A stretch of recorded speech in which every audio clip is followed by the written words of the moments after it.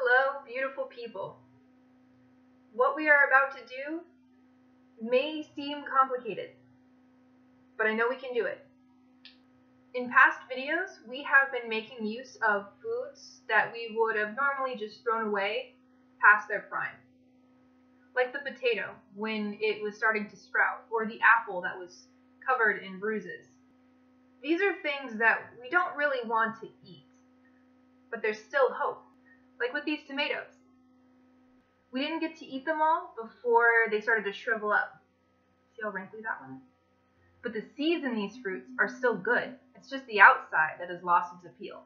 From what I have read, planting tomatoes can be both simple and complex.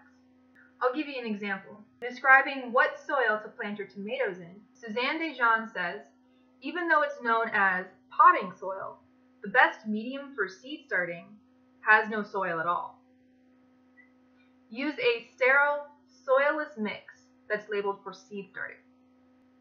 I know, it made my head hurt too, but the biggest concern that she's getting at is drainage. She specifically advises you never to use garden soil because it doesn't drain very well, which is good for disease organisms, but not really for you. So you should get potting soil that has peat, which is that sort of dry, dusty soil, and or core, I think I'm pronouncing that correctly, which is that fuzzy stuff on the outside of coconuts.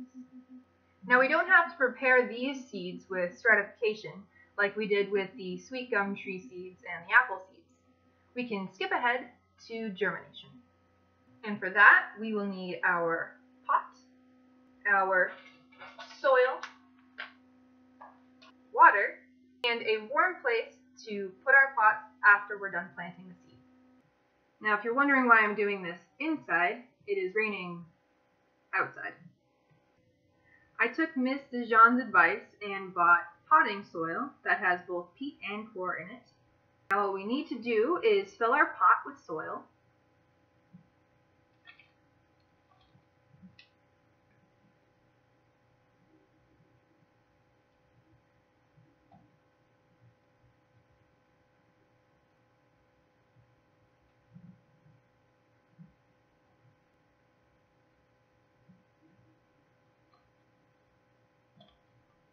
We want to fill the pot about a ½ inch from the top.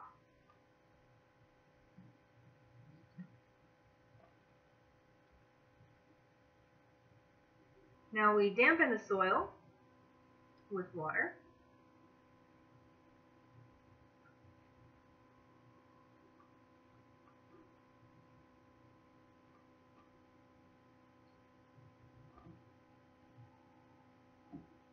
After we've dampened the soil, we're going to pop in a couple of seeds from our tomato.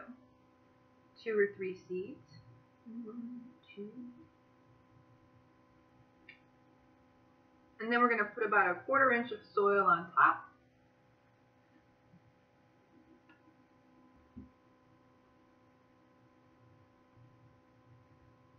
And you want to pat the soil gently on top of the seeds. Don't compact the soil, but pat it down. And put a little more water into the soil.